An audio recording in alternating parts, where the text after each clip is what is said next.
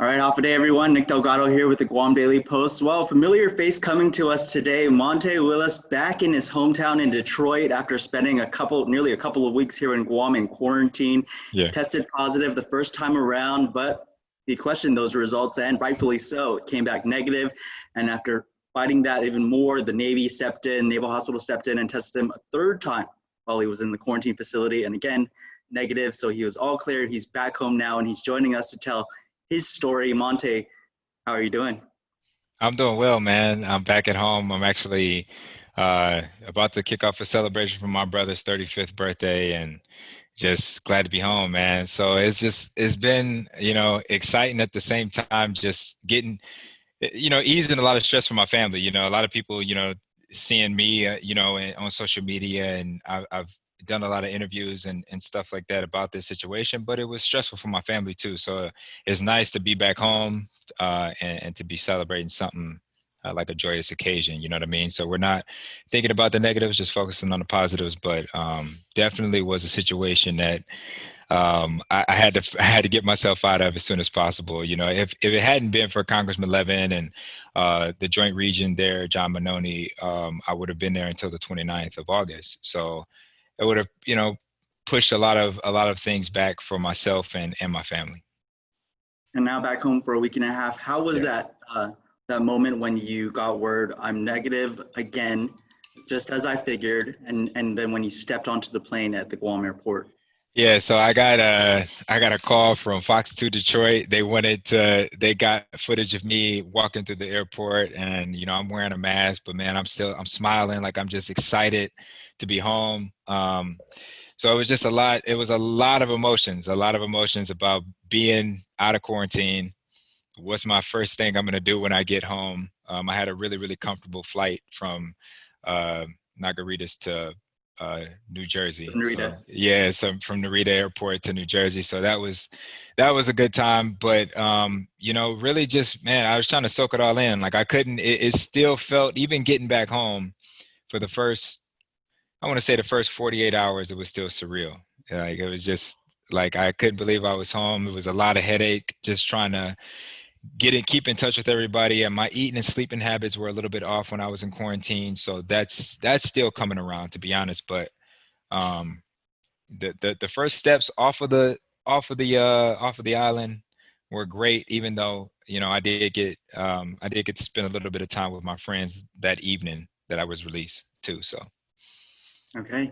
And obviously, you were in the Marines. You're a veteran yourself, and so you know what it's like to experience traumatic experiences and go through that type of situation. But this was something that was a bit different. In those 48 hours, or just in the time that you've been home, do you still kind of think back? Am I still in this hotel room? Am I still going through this same dream state that I'm feeling? yeah, that's a good question, man. Like sleep was like really difficult for the first 2 days. I mean, to be honest with you, I was up day and night when I was in Guam because I was working with the public health officials and my congressman, answering a lot of phone calls. They were up throughout the night. I placed some calls to my congressman office at midnight, you know, Eastern Standard Time. You know what I mean? It was day and night for them as well, but for me it was day and night because I was not only working the social media stuff, but sending a lot of emails out. I didn't know whether or not my congressman was going to be able to come through. He used the words helpless a lot of times when he was trying to help me because he had no rightful course of action to take other than to take the action that he did. And luckily, we got in touch with the commander because he was able to talk to the governor, and she agreed to his terms. But yeah, like you said, the first 48 hours was like, it was nightmarish, to be honest. It was a little bit weird. Happy to be here, but eating, sleeping, daily routine was way, way off. And so public health, they were telling me that they've launched an investigation Yeah. following your questioning of those test results due to potential HIPAA violations. Because again, Correct. for those viewers out there that need just a recap, most of the information, aside from your name, your birth date, your address, even your ethnicity, Right. most of the sensitive information that is supposed to be linked to you didn't belong to you. Right. And so have you heard any updates in that regard? I haven't yet. To be honest, I've reached out to a few people to help me in that regard because there's HIPAA violations is legal terminology that I don't understand, to be quite honest. But at the same time, like, it's something that they need to investigate. The individual who reached out to me, whose information ended up on that lab result, was not someone who submitted to a COVID-19 test.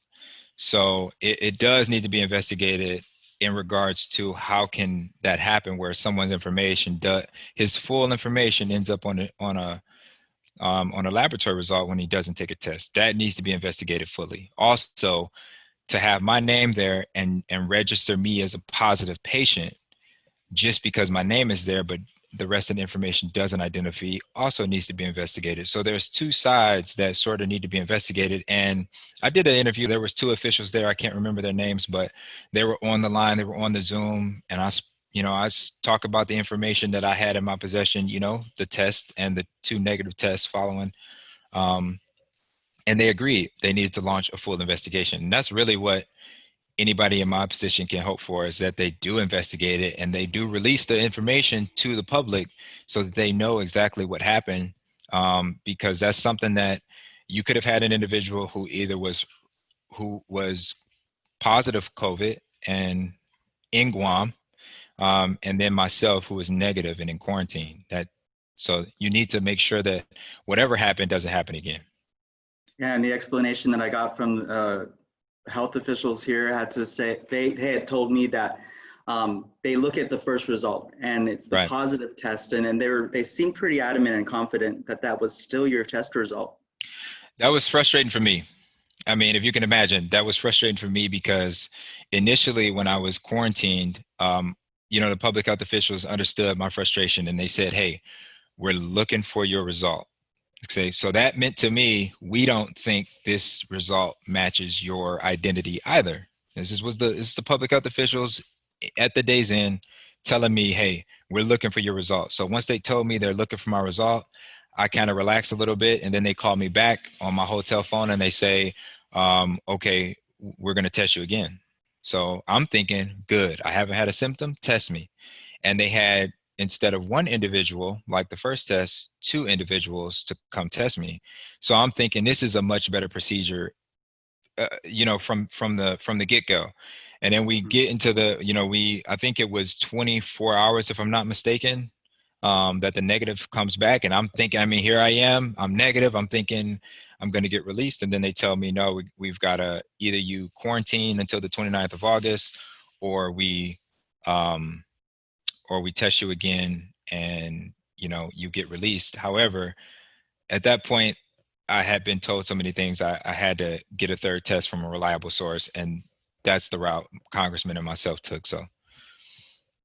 Okay. Yeah. And you've been back home for just over a week now. Yep. What's the lesson that people who travel during the pandemic can learn from what you went through? Yeah, the lesson is have a test. That's the safest bet, is to have a negative COVID test. If I would have been able to bid on the job, having gone through that experience, if I would have gotten the job in Guam, I would have been in Guam for another 60 days. And there was another company that was going to be working with me too. So they would have had to, every employee that was going to come and travel for that job was going to have to get tested. That was going to be probably our number one goal before coming to the island, before we start pricing equipment, before we start doing anything related to the project. Until COVID-19 is no longer an issue for traveling, I would say before you travel, have a test with you. And now I've got two negative tests, so I can travel anywhere. Yeah. So will we be seeing a return to Guam when things start to settle? I know you were here for a consulting project for your right. Private company on Andersen Air Force Base, and instead of ever getting to see the site yourself in person, they were going to send you photos?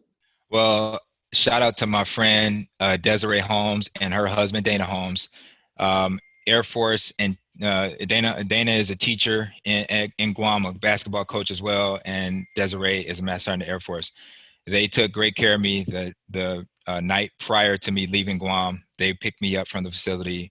And if I ever return to Guam, it'll be to visit them and enjoy the island that way, because I don't know if any job opportunities will come my way, but they're planning on being there for a while, and I actually plan on coming to visit them. So you might see my face around the island again. Nice. Yeah. Okay. Is there any message you want to share with, obviously you got help from the admiral, you spoke with the governor, while you spoke with leaders from both the local and the military side here on the island. Is there any message for the health officials while we wait for the conclusion of their investigation? Or, I mean, for the health officials, I would say I just expect a thorough investigation, and being that I went through it, being that the individual whose information ended up on that result, he went through it. His information was made public, even though I didn't know at the time who the individual was. It's up to them to launch that investigation and make sure it's thorough. But I will say this, and I'm glad. I want to say thank you to yourself, thank you to Guam Daily, thank you to the Post, thank you to the local Guam officials, or local Guam, just locals who shared my story on social media. Countless people, countless veterans actually, who reached out to me via Facebook Messenger, Instagram. There was so much of an outpouring of support, and that's what really elevated my case to the level that it got to get me home. I'm sure there's somebody else or others in my situation who weren't as fortunate. However, sometimes the wrong thing can happen to the right person. And I think that launching an investigation is the right thing for the public health department to do. And I hope that they do that. And I hope that myself and the individual, like I said, are made privy to the findings, all right. Well, it's now 10 in the morning, September 3rd on Thursday. At the time of this interview, I have yet to hear back a response from public health in terms of their investigation, but we're glad to see you doing well and back at home. Thank you. Thank you very much for having me. I appreciate it. All right, Montae, take care, and thanks for your time. Take care, Nick. All right.